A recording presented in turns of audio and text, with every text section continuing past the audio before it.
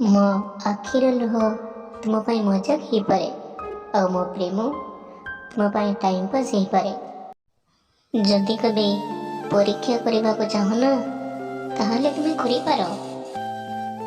ଯେକୌଣସି ପରିସ୍ଥିତିରେ ମୁଁ ତୁମକୁ ପାଇବାକୁ ଚାହୁଁଛି, ସେ ଦୁଃଖ ହେଉ କି ଅବା ସୁଖ ହେଉ। ତୁମକୁ ବହୁତ ଲୋକ ଚାହୁଁଥିବେ, କିନ୍ତୁ ତୁମ ହୃଦୟକୁ କେବଳ ମୁଁ ହିଁ ବୁଝିଛି। ତୁମ ହସରେ ମୁଁ ହସିଛି, ଆଉ ତୁମ ଦୁଃଖରେ ମୁଁ କାନ୍ଦିଛି।